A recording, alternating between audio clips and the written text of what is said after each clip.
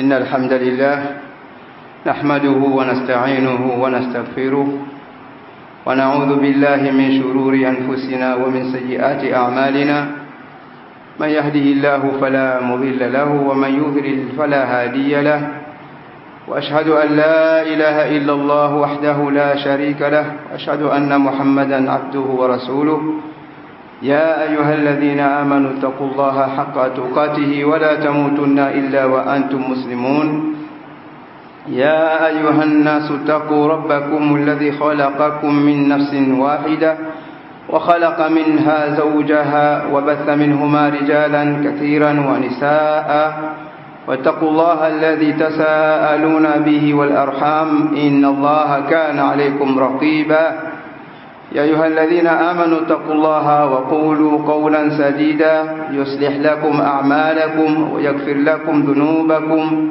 ومن يطع الله ورسوله فقد فاز فوزا عظيما أما بعد فإن أصدق الحديث كتاب الله وخير الهدي هدي محمد صلى الله عليه وآله وسلم وشر الأمور محدثاتها وكل محدثة بدعة وكل بدعة ضلالة وكل ضلالة في النار. أيها الناس، يقول ربنا سبحانه وتعالى: وما هذه الحياة الدنيا إلا لهو ولعب وإن الدار الآخرة لهي الحيوان لو كانوا يعلمون. Allah subhanahu wa ta'ala anatukumbusha kwenye aya hii moja kwenye sura Al-Ankabut aya ya 64. Allah subhanahu wa ta'ala anasema: wama hadhihi alhayatu dunya illa lahu wa la'ib, hayakuwa maisha haya ya kidunia isipokuwa ni upuzi, pumbao, lakini na mchezo. Ama maisha ya kweli kabisa na ya hakika kabisa ni maisha ya akhira. Wa inna dara al-akhirata la hiya al-hayawan, maisha ambayo ni ya milele ambayo hayamaliziki ndiyo yakaitwa al-hayawan, kwamba yapo hai, yatakayobaki hai ni maisha ya akhira. Ndugu zangu wapendwa, Allah subhanahu wa ta'ala khalaqa dunya wa ja'ala laha nihaya wa khalaqa al-akhirah wa ja'ala la nihayata laha. Allah subhanahu wa ta'ala ameiumba hii dunia na akaijalia ina mwisho wake, laha nihaya. Lakini Allah subhanahu wa ta'ala akaiumba akhirah. Akhirah Allah hakuweka mwisho wake. Ndio Allah subhanahu wa ta'ala akasema: wa inna ad-dara al-akhirata la hiya al-hayawan, hakuna mwisho wa maisha ya akhirah. Kwa hivyo yule ambaye atakuwa katika neema, basi ni neema abadia, na yule ambaye atakuwa katika shari na katika moto, basi itakuwa pia ni maisha ya milele. Kwa hivyo ndugu zangu wapendwa, haya ni maisha yaliyo na mwisho wake tunayoishi hapa katika mgongo huu wa ardhi, lakini maisha ya akhera ndiyo yenye kubakia milele. Hadhihi dunya kama tadhakkarna annaha laha nihaya, nihayatuha an-nafkhu fi as-sur, an-nafkhatu al-ula, mwisho wake ni kupigwa ile parapanda ya kwanza. Ndio Allah subhanahu wa ta'ala akatukumbusha akasema: yauma tarawnaha tadhhalu kullu murdi'atin amma arda'at, ni siku ambayo utamuona anampuuza na kughafilika naye mama yule mtoto wake mchanga. yauma tarawnaha tadhhalu kullu murdi'atin amma arda'at wa tad'u kullu dhati hamlin hamlaha, na yule mama mwenye mimba, japo mimba ile ni ya miezi mmoja, miezi miwili, lakini mimba hiyo pia itatoka. watadha'u kullu dhati hamlin hamlaha wa tara an-nasa sukara wama hum bisukara walakin adhab Allah shadid, na utaona watu kama ambaye ni walevi na si walevi. Hii ni adhabu ya Allah iliyo kali. Kwa hivyo Allah subhanahu wa ta'ala anatukumbusha kwamba hii ndiyo ile tarumbeta au ile parapanda ya kwanza.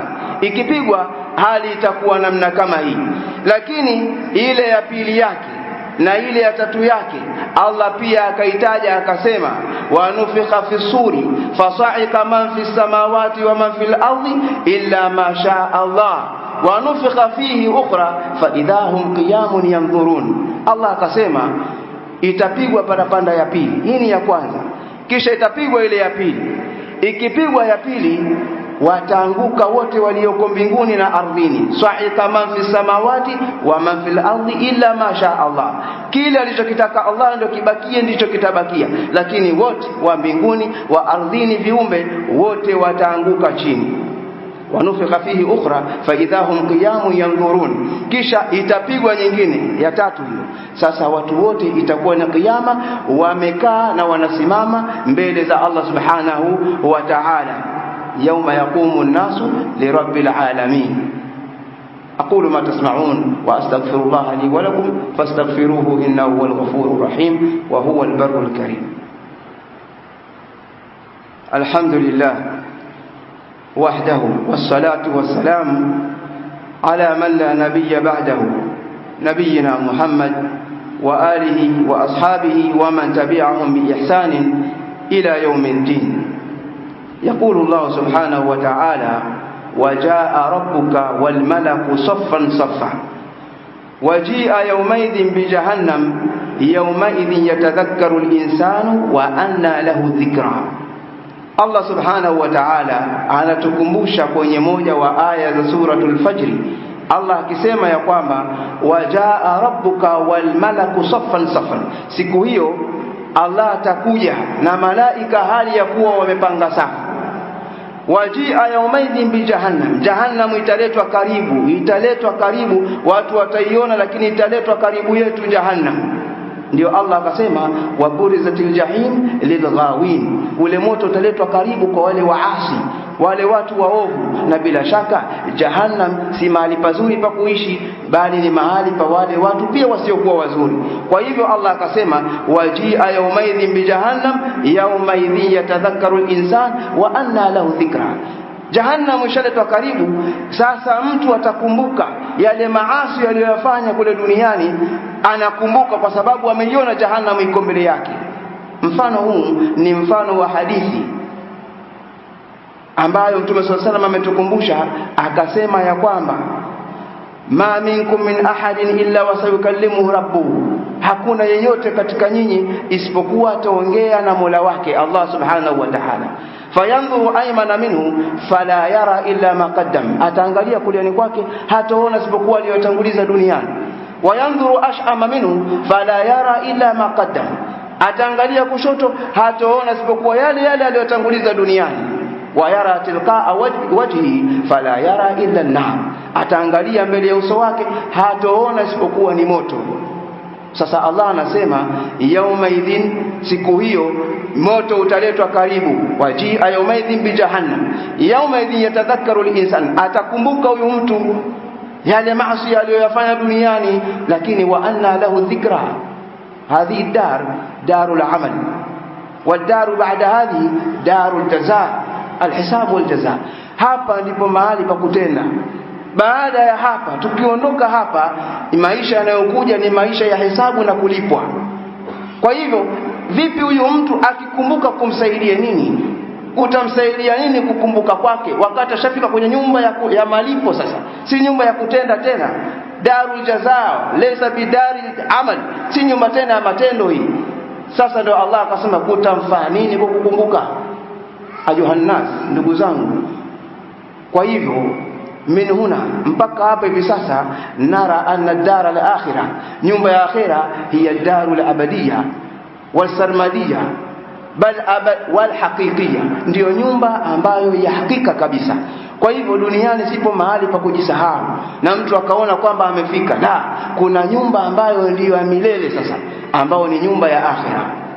Mtume sallallahu alaihi wasallam kwenye hadithi iliyo kwenye sahihi Bukhari na Muslim anasema al-humma min fayhi jahannam, hii homa hii ambayo inatupata sisi, al-humma min fayhi jahannam, hii homa inatupata ni moja katika mvuke wa jahannam. Akatuambia fa abriduha bil ma'il barid, au kama qala sallallahu alaihi wasallam. Basi hilo homa hilo basi lipozeni kwa maji baridi. Angalia tofauti iliyopo. Sisi mimi na wewe tumepatwa na homa, mwili uko moto, twenda oga maji ya moto. Mtume ashatupa dawa. Hili ni joto la jahannam. Faabriduha bilma'il barid. Tafuteni maji baridi mzimue ule moto. Kwamba sasa mjitie baridi. Sasa si mahali tena pa mtu kujiongeza tena moto tena. Maana ya haya maneno ni nini? Ndugu zangu, hapa duniani kuna mambo mengi sana ambayo yanatukumbusha sisi akhera. Mambo mengi tunaishi nayo yanatukumbusha sisi akhera. Miongoni mwa mambo hayo ni ili joto na hii baridi tunayoipata. Joto na baridi tunayoishi nayo hii ni miongoni mwa mambo mengi yanayotukumbusha sisi akhera. Ushahidi wa hili Allah anasema kwenye suratul Insan, pale atakapowalipa wale watu wema, wakawa watu wema hawa ni wanastahili kuingia kwenye pepo yake. Allah subhanahu wa ta'ala anasema ya kwamba mutakiina fiha, hawa watu wema watakapoingia peponi hawa, wajazahum bima sabaru jannatan wa harira. Allah yasema kwa kule kusubiri kwao duniani wakawacha kumwasi Allah subhanahu wa ta'ala, wakashikamana na mafunzo ya dini kwa kadri ya uwezo wao, wakaepukana na maasi, basi Allah anasema wajazahum bima sabaru, kwa ile subra yao waliosubiri ile Allah akawalipa jannatan wa harira, pepo yake. Lakini mule ndani watavaa nguo za hariri ambazo wamekatazwa kuvaa duniani wanaume, watazivaa kule peponi. Mutakiina fiha, kwenye hiyo nyumba ya pepo, kwenye pepo hiyo watakuwa wametegemea kwenye makochi. Mutakiina fiha ala al-araiki, wametegemea makochi lakini na vitanda. La yarawna fiha shamsan wala zamharira, hawataona humo jua kali kwa maana joto kali wala baridi kali, hawatopata. Hiyo ni nyumba ya akhera. Lakini Mtume sallallahu alaihi wasallam akatukumbusha kwenye hadithi nyingine kwa maana ya hii aya, pia iko katika sahihi Imam Bukhari na Muslim.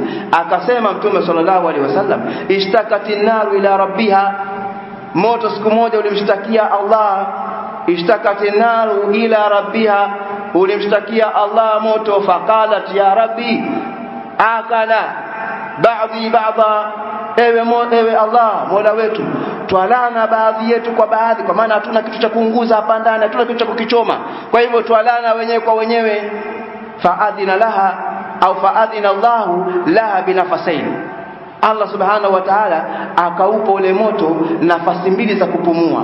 Mtume sallallahu alaihi wasallam yasema ya kwamba nafasun fi shita fa huwa ashaddu ma tajidunahu min az-zamharir. Upande mmoja uliambiwa utoe pumzi ni ule upande wa kusi ambao kunatokea baridi kali.